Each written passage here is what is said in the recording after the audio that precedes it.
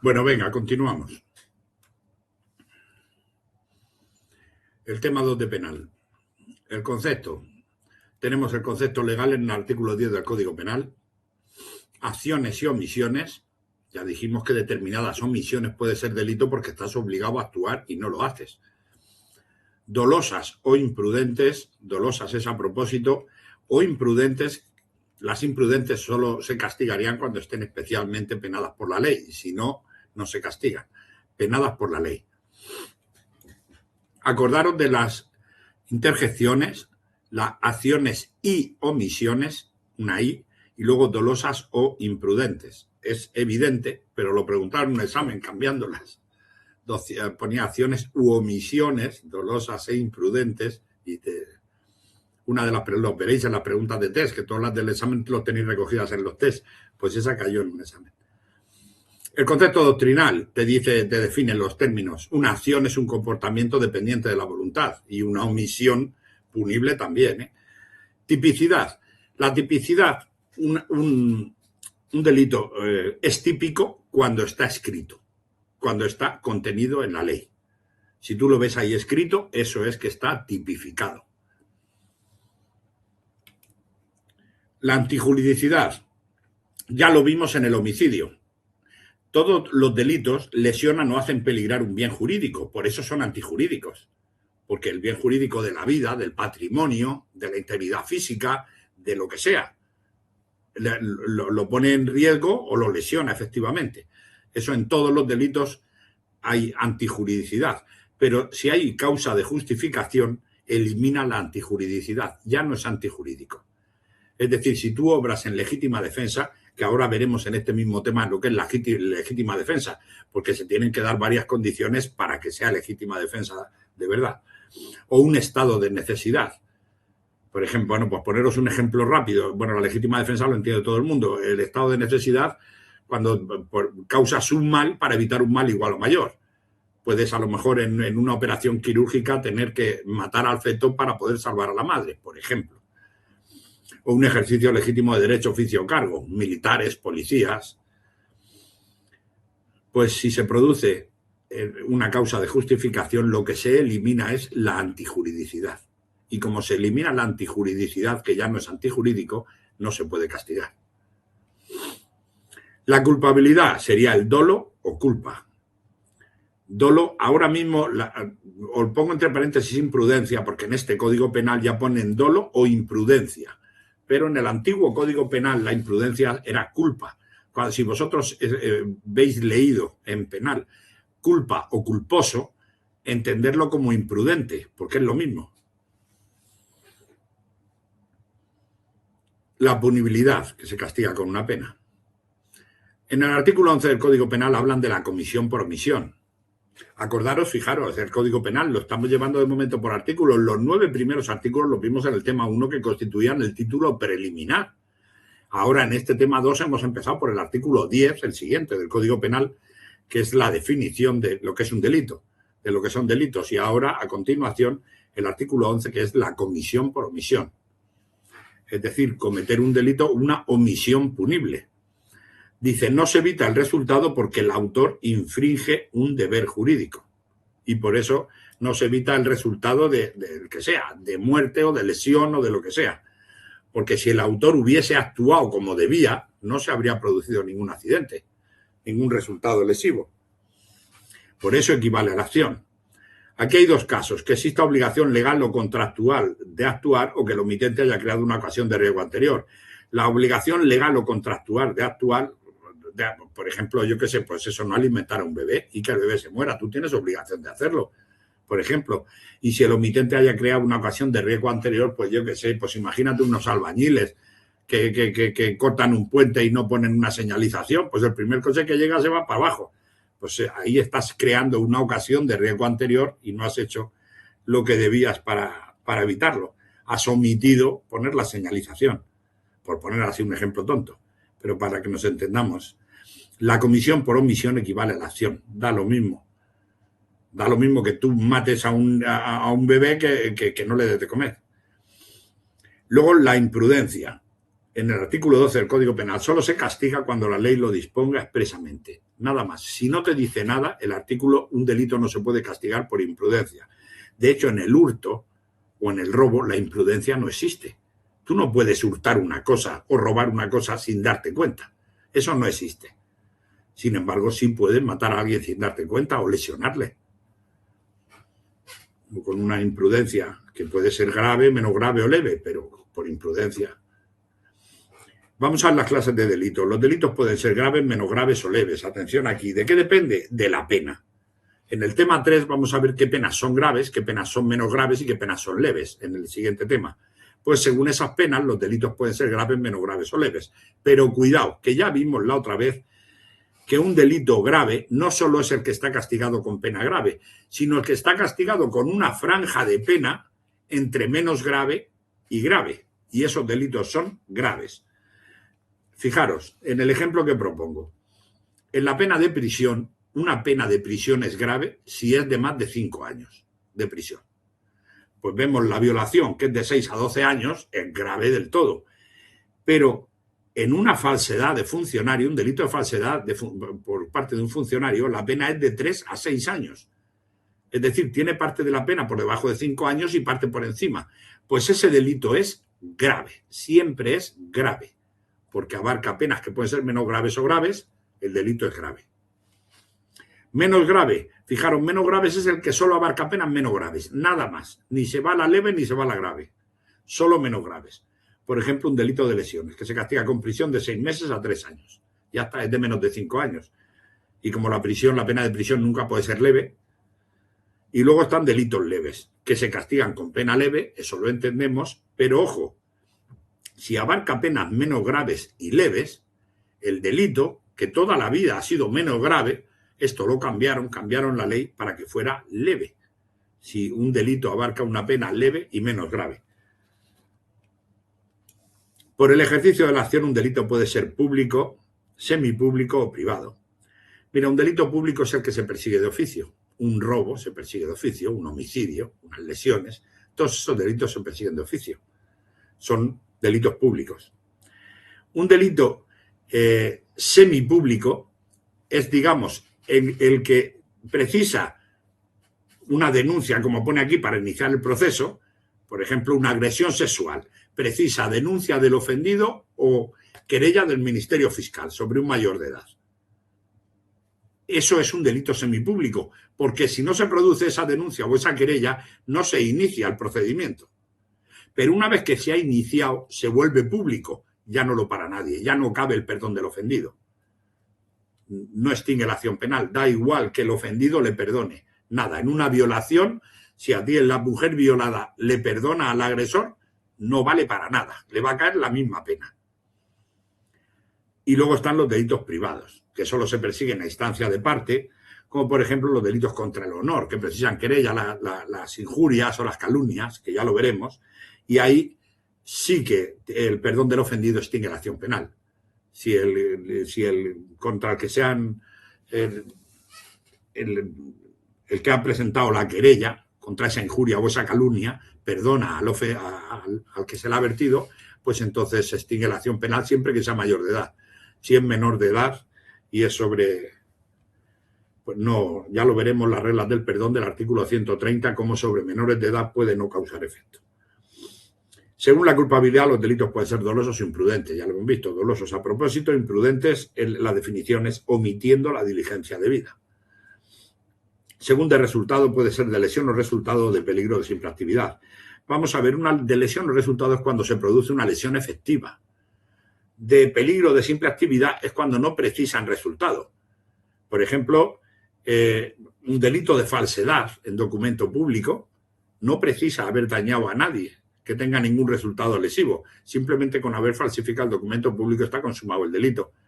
Conducir borracho por la carretera no precisa que tengas que matar ni atropellar a nadie. Es un delito.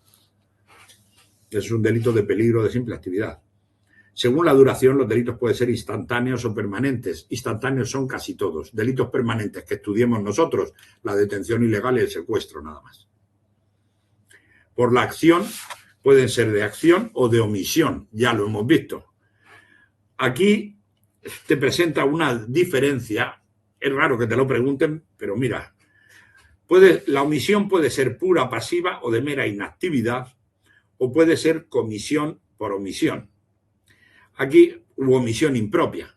La omisión impropia es la comisión por omisión. ¿Por qué dice omisión impropia? Fijaros, una omisión pura, pasiva o de mera inactividad, como se señala aquí, es la que está señalada en el Código Penal. Omisión del deber de impedir delitos. Omisión del deber de socorro. Delitos de omisión que están previstos en el Código Penal. Esos serían delitos de omisión pura, pasiva o de mera inactividad. Pero los demás, los que no están previstos en el Código Penal, que son la comisión por omisión, que equivalen a la acción, por eso se llama omisión impropia. Esos no están previstos como tal, pero tu obligación que tenías de actuar no la ejerces y entonces se produce un resultado lesivo, como el típico ejemplo de no alimentar al bebé. Y esa es una diferencia, no te lo van a preguntar, estate muy tranquilo porque no, esto apenas ha caído, pero sí una vez cayó, pero bueno, ahí está la diferencia. Pura, pasiva o de mera inactividad cuando son los que están previstos en el Código Penal, tipificados, y la comisión por omisión u omisión impropia, que equivale a la acción, pero no están previstos como tales, lógicamente, no hay un delito previsto de omisión. Pasamos a la página 2 y tenemos las reglas generales. Para un delito consumado se pone la pena, la franja de pena que te dicta para el delito, un homicidio de 10 a 15 años. Tentativa. En una tentativa, ojo, el resultado no se produce por causas independientes a la voluntad del autor. El autor quiere consumar el delito, pero le falla algo. Le falla la mecha, no apunta bien al tiro, llega la policía y lo pilla, y le chafan la operación por causas ajenas a su voluntad. Eso es tentativa. Se castiga con la pena inferior en 1 o 2 grados, según el peligro y el grado de ejecución alcanzado. No es lo mismo que a las primeras de cambio te hayan pillado robando el coche con el que ibas a atracar el banco, que te pillen atracando el banco y te frustren el robo. Hay una eximente, evitar la consumación de esos hechos delictivos, desistiendo de la ejecución iniciada, si eres tú solo el que lo va a cometer, o impidiendo la producción del resultado. Si al final evitas que ese delito se produzca de forma voluntaria, eso está exento de responsabilidad criminal. Pero te avisa, si son varios sujetos los que van a cometer el delito, que es una banda, desistir de la ejecución e intentar impedir su consumación.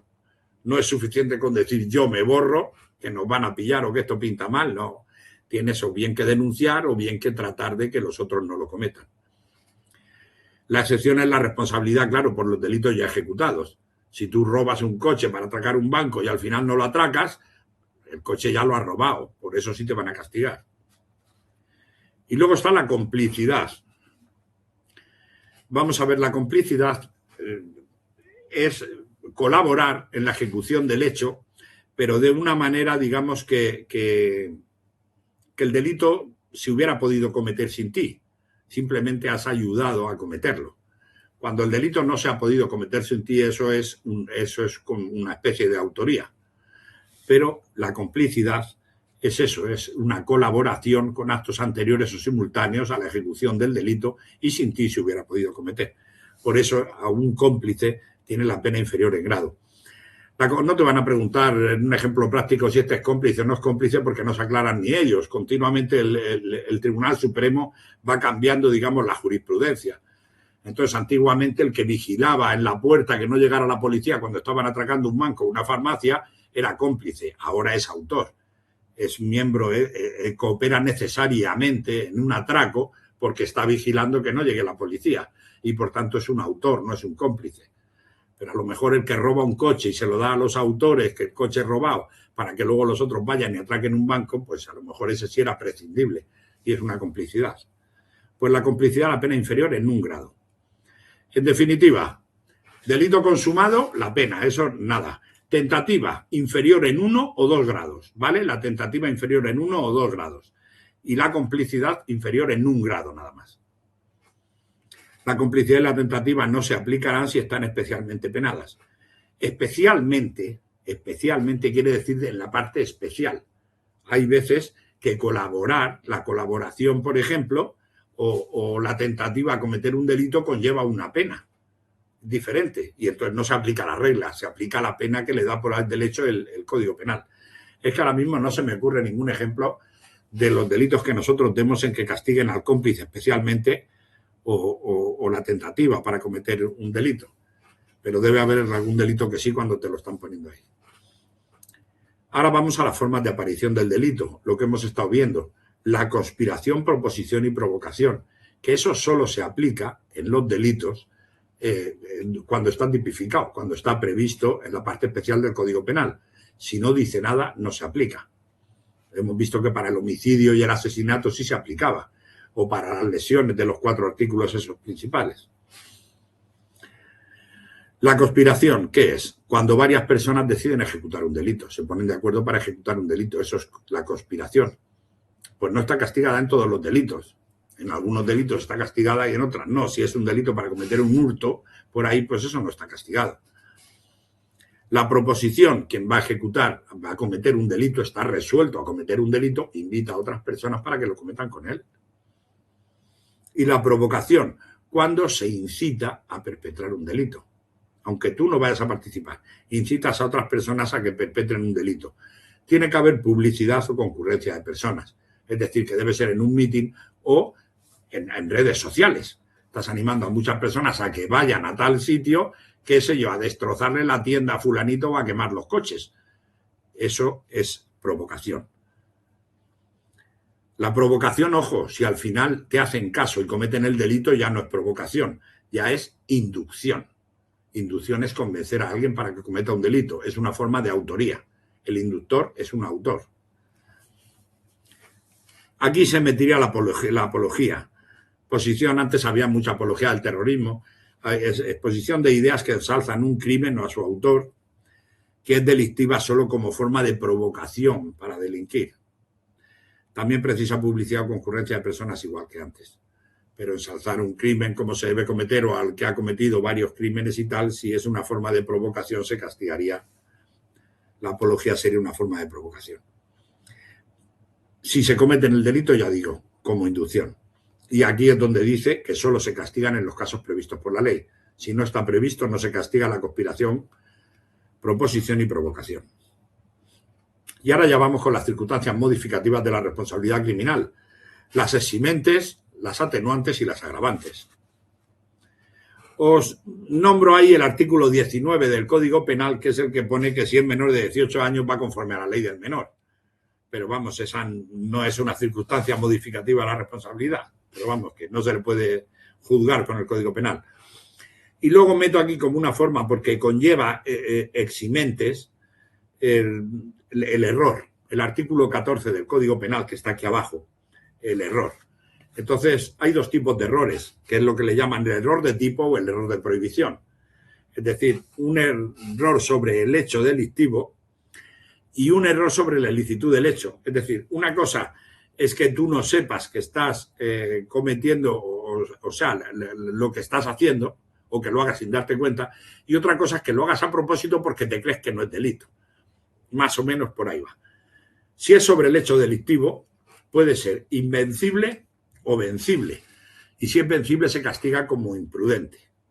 decir, con la pena inferior en 1 o 2 grados, que se castigan los delitos de imprudencia, pero como imprudencia. ¿En qué se diferencia que sea invencible o vencible?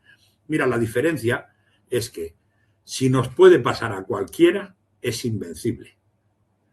Y si es difícil que te vaya a pasar, es decir, que te has pasado, macho, eso es vencible. En un ejemplo de un cazador que dispara a una persona creyéndolo a un animal, pues dependerá de dónde está. Si está en un coto abierto de caza donde puede haber más personas, eso es una imprudencia. Ese error es vencible. Ya sé que no has disparado a una persona, pero, joder, tienes que tener cuidado porque sabes que hay más personas ahí. Otra cosa es que tú estés en un coto privado tuyo y se te haya colado una persona y tú no lo sepas y le pegues un tiro sin darte cuenta. Luego, sobre el hecho que cualifica la infracción o sobreagravante, impediría su apreciación. Fijaros, hay determinadas agravantes, por ejemplo, en despoblado.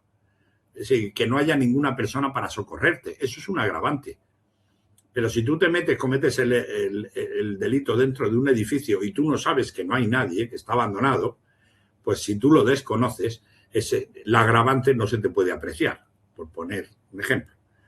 Entonces, cuando es sobre el hecho que cualifica la infracción o sobreagravante, impedirá su apreciación. Es decir, por ejemplo, recompensa al homicida. Si tú matas a una persona y luego a ti llega otra y te recompensa por lo que has hecho, digo, coño, menos mal que te la has cargado, toma, te voy a dar 20.000 euros. Eso no es una recompensa, eso no estaba pactado de antemano y, por tanto, no es ningún agravante. Y luego está sobre la ilicitud del hecho, es el error de prohibición. Tú sabes lo que haces, pero no sabes que está prohibido. Entonces puede ser invencible o puede ser vencible. Apropiarse de cosa perdida. Vamos a ver, si tú te encuentras por la calle 1 millón de euros o 20.000 euros, tienes que devolverlos. Si te los quedas, ya sabes que estás cometiendo un delito, te los puedes quedar, pero no digas que no sabías que no se podía devolver.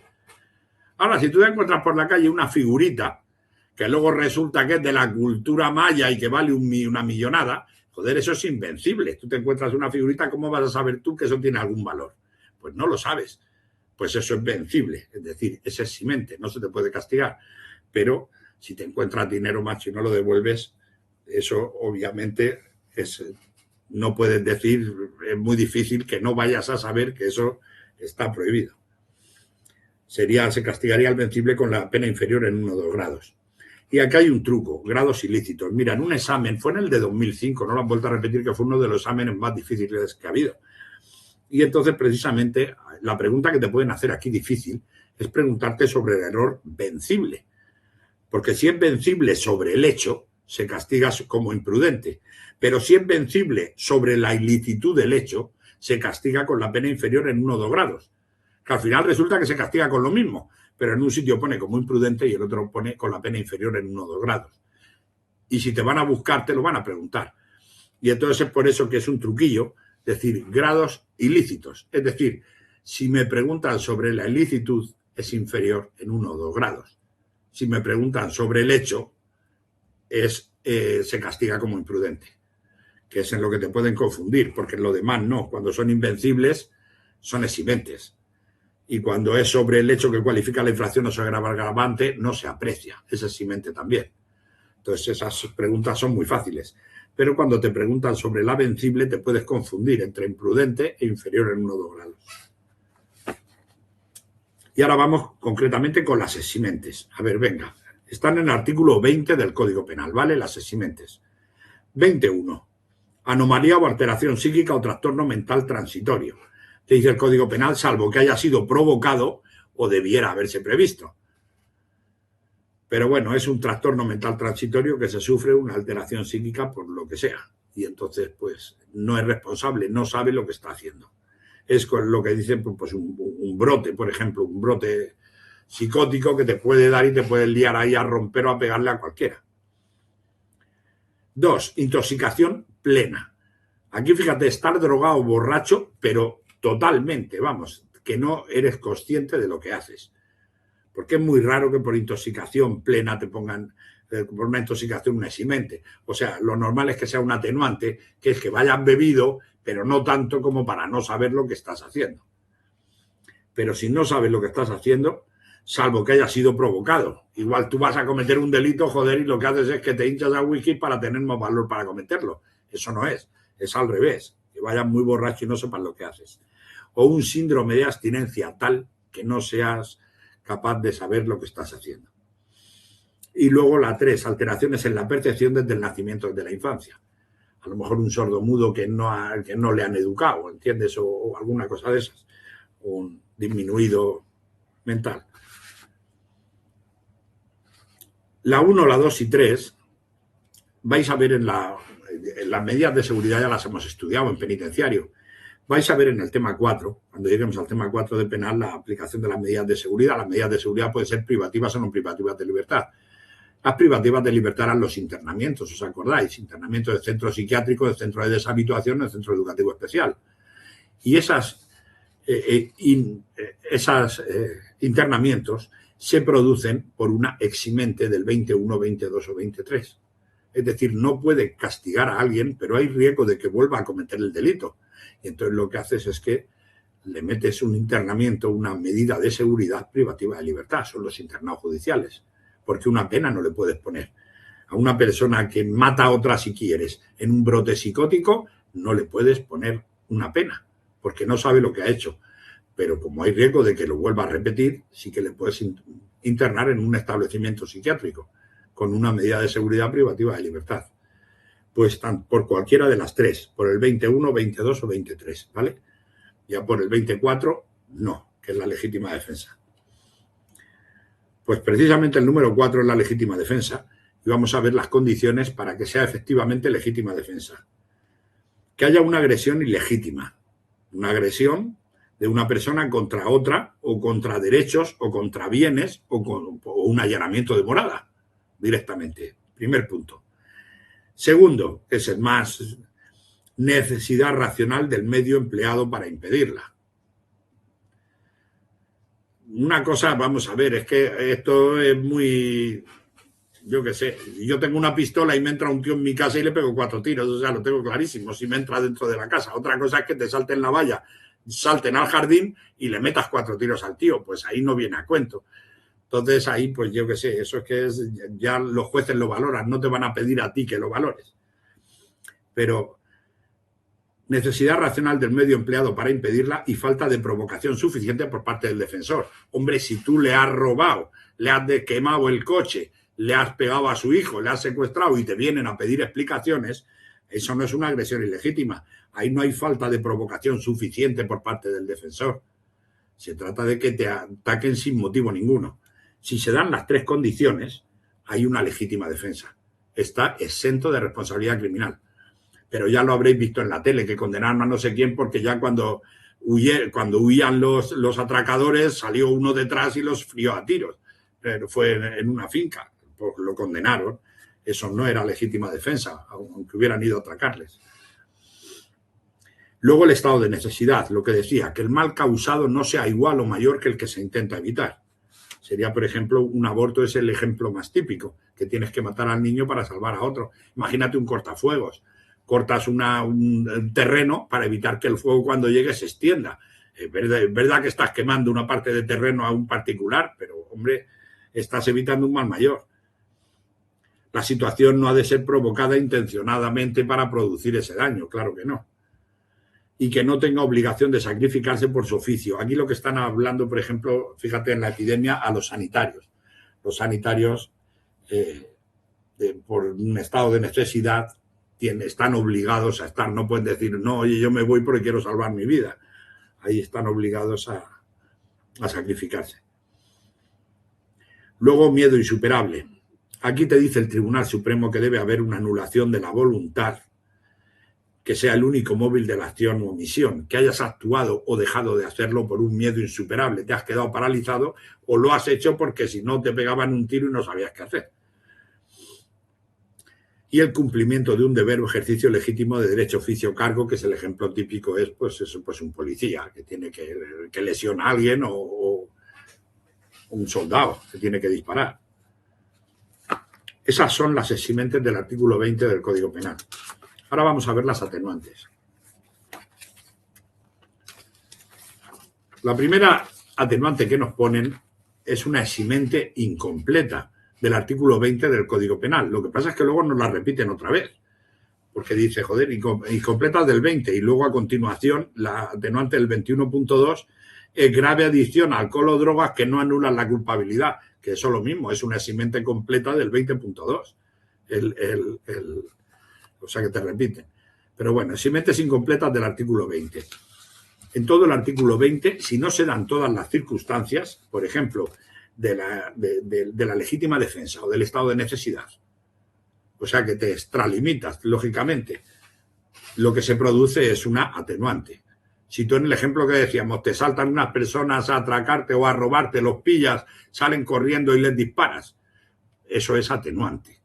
No es legítima defensa porque, oye, si los tíos llevaban una piedra o un cuchillo y tú les pegas 4 tiros, no hay necesidad racional del medio empleado para defenderte. Y entonces se castiga como atenuante.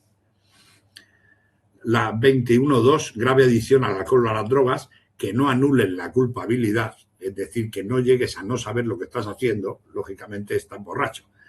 La intoxicación no es plena o el síndrome de abstinencia que lo tienes no está justificado para que cometas el delito que generalmente contra la propiedad cometes. El 21.3, el arrebato u obcecación.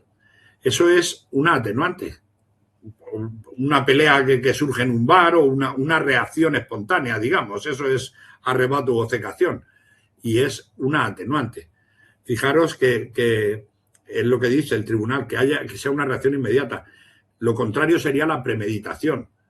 Cuando tú estás esperando a alguien, compras gasolina para quemarle o estás esperando porque sabes que tiene que llegar a su casa, no sé, ahí eso ya hay premeditación.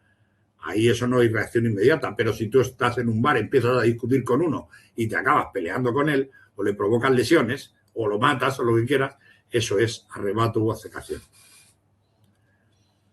La confesión, que tan de moda está ahora que confiesan, la confesión tiene que ser antes de conocer el procedimiento judicial. No vale una confesión una vez que te han pillado. Lo que pasa es que luego la meten como analogía, que es la última circunstancia atenuante. Una analogía como atenuante analógica muy cualificada. Y entonces, por ejemplo, a este que ha estado, al aldama que ha estado confesando todos los delitos de los otros, pues entonces le han aplicado esa atenuante muy cualificada y prácticamente le han dejado con muy poquita pena. Pero la confesión del 21.4 tiene que ser antes de conocer el procedimiento judicial. Sin embargo, la reparación y el daño es antes del juicio oral. Es decir, que tienes toda la fase de instrucción. Sabéis que en un proceso judicial hay una fase de instrucción y luego otra de juicio oral. Tienes toda la fase de instrucción para reparar el daño. Bien económicamente o bien de la manera que sea, pero repara el daño que has causado y luego entonces va a obrar eso como atenuante en la fase de juicio oral. La dilación indebida en el procedimiento.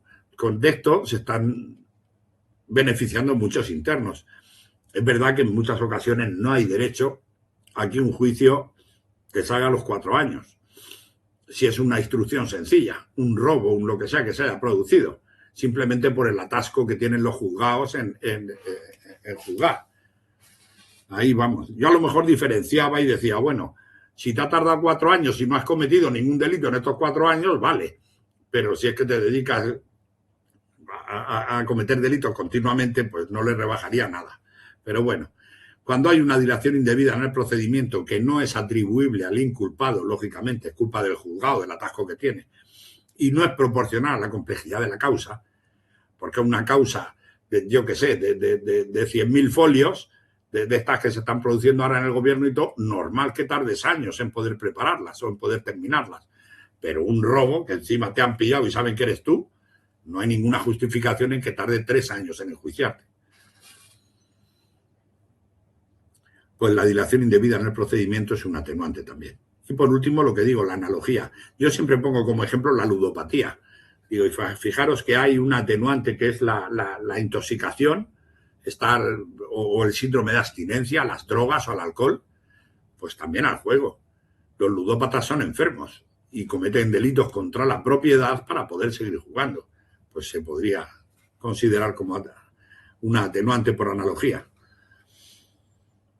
Tendremos, por último, las agravantes, están en el artículo 22 del Código Penal. Sería la alevosía, ya sabemos lo que es por el homicidio. Asegurar sin riesgo propio un delito contra las personas. Es decir, no hay defensa por parte de la víctima posible, bien porque sea un menor de edad, bien porque o que sea una mujer o porque tú llevas un arma, por lo que sea. Pero el caso es que no hay defensa posible. Tú aseguras sin riesgo propio, eso sí, el delito tiene que ser contra las personas.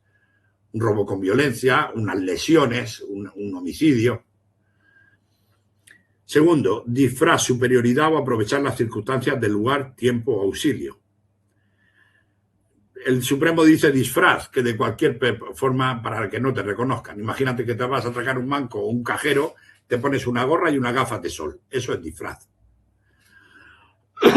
Superioridad, bien numérica, porque sois varios, o bien porque te estás enfrentando pues a un niño o a una mujer y entonces estás en condición de superioridad. O aprovechando las circunstancias del lugar, tiempo, auxilio, que era lo que decían antes el antiguo Código Penal, decían descampado, que era pues en lugar donde no haya otras personas que te pueden auxiliar. En tiempo, pues a medianoche, o ya al final pone auxilio, o que de cualquier forma se evite que puedas pedir auxilio a ninguna persona. La tercera, precio, recompensa o promesa. Ojo, antes de cometer el hecho. Es decir, está pactado de antes que te van a pagar un precio, una recompensa que te van a ofrecer después de que cometas el hecho, una promesa, que me da igual que sea económica o que sea un ascenso o que sea de cualquier otra, pero antes de cometer el hecho. Eso es agravante. Por motivos discriminatorios siempre es agravante, sea la discriminación que sea sobre cultura, sobre pueblo, sobre etnia, sobre sexo, sobre raza, sobre lo que queráis. Aunque no concurran las circunstancias sobre la víctima, lo añadieron. Es decir, vamos a ver, muchas veces vas persiguiendo a un sudamericano para cascarle o a un negro y resulta que una vez que le has dado una paliza no es negro o no es sudamericano. Entonces, da lo mismo, tú pensabas que sí era. Por eso pone el Código Penal aquí, aunque no concurran las circunstancias sobre las víctimas, porque te has equivocado. Aumentar deliberadamente el sufrimiento de la víctima innecesariamente. ¿Os acordáis que esto os dije la diferencia que había con el ensañamiento del homicidio? En el ensañamiento era aumentar deliberadamente el dolor de la víctima. Aquí es aumentar deliberadamente el sufrimiento de la víctima. Aparte de que aquí no hablan de ensañamiento en las agravantes. Sin embargo, sí que se llama así en el asesinato. Aquí sufrimiento en el artículo 22, dolor en el asesinato, en el 139. Abuso de confianza. El sujeto otorga acceso a los bienes del autor. Tú le das las llaves de tu casa a tu vecino porque te vas de vacaciones para que te rieguen las plantas y resulta que te roba. Pues eso es abuso de confianza. El sujeto activo es el que otorga acceso a sus bienes al autor. El prevalimiento de carácter público, utilizándolo para cometer el delito que sea, yo que sea, prevalerse de que eres policía. O yo, ya te digo, el ejemplo que he puesto antes, vale, me dedico a robar todos los objetos de valor a los internos que ingresan en el centro. Soy funcionario de ingresos y conforme van ingresando me los voy embolsando. Eso, ahí habría prevalimiento. Reincidencia. Vamos a ver, antecedentes por delitos del mismo título y naturaleza sin cancelar. Título, para la reincidencia es título. No es capítulo. Tú tienes un delito, por supuesto grave o menos grave, sin cancelar y vuelves a cometer otro delito del mismo título del Código Penal, por ejemplo, contra la libertad sexual, del título 8. Y coges, y entonces si no está cancelado el primero y cometes otro, eres reincidente. No se computan los antecedentes cancelados, eso sí. Una vez que has cometido la pena y has cumplido la pena y pasa cierto tiempo, cancelan los antecedentes. Si los antecedentes están cancelados, aunque cometas otro delito igual, ya no hay reincidencia. Porque con antecedentes cancelados es como si nunca hubieses cometido un delito. No se computan delitos leves, nunca se han computado, pero ojo, aquí tenemos la primera salvedad de la ley de multirreincidencia. Dice, salvo los tipos agravados por multirreincidencia. Ahora la multirreincidencia de delitos leves se convierte, entre comillas, en un delito menos grave, porque llega a alcanzar penas menos graves. Y, por tanto, sí pueden esos tipos agravados por multirreincidencia hacer que haya precisamente eso, reincidencia. Eso lo veremos sobre todo en los delitos contra el patrimonio, lo que es lo de la ley de multirreincidencia, pero que afecta a varios temas. Pero vamos, en muy poquito, porque era muy corta. Igual que condenas firmes de la Unión Europea. Eso sí, ya lo he dicho. Cualquier delito, da lo mismo el que sea, en la Unión Europea. Si no lo tienes cancelado conforme a ese país o conforme al nuestro, el que más te beneficie, y cometes otro delito del mismo título, eres reincidente. Aquí te habla de la Ley 7 de 2014, lo que dice el Registro Central de Penados y de la Unión Europea, porque nosotros tenemos un registro central de penados con todas las condenas que tiene todo el mundo y la Unión Europea también, todos los países, y entonces se comparten. Por eso podemos saber cuándo es reincidente un individuo. La autoridad competente es el registro central de penados, que depende aquí en España del Ministerio de Justicia. Consideración en procesos penales en España de resoluciones condenatorias definitivas y firmes, son las que se ponen. La condición que fueran punibles en la ley española vigente a la fecha de su comisión. Es decir, te está diciendo que hubiese una doble tipificación y que cuando se han cometido en Francia fuese delito aquí también. Lo normal es que sí, porque suelen ser delitos comunes. Y la cancelación de antecedentes, que ya sabes que si están cancelados no se computan, irá con lo que más le interese a él. La cancelación de ese país o la cancelación de este. Imagínate que estamos hablando de un robo en Francia. Pues si en Francia el robo cancela en 3 años y aquí en España en 5, le interesa la cancelación francesa. Pero si en Francia cancela a los 10 años y aquí en España a los 5, pues entonces va con la cancelación española, con la que más le beneficie. Pero tiene que haber cancelado para que no pueda obrar como reincidencia. Tenemos el artículo 23, circunstancia mixta del parentesco. ¿Qué es eso de circunstancia mixta? Que puede ser agravante y puede ser eximente, las dos cosas.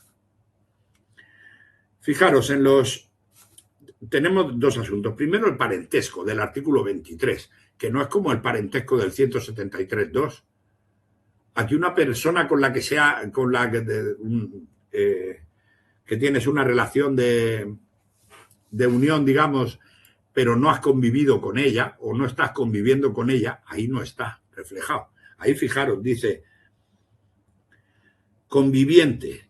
Tienes que convivir con ella. Si ya no convives, no se considera parentesco. Ascendiente, descendiente o hermano. Eso sí, serlo o haberlo sido.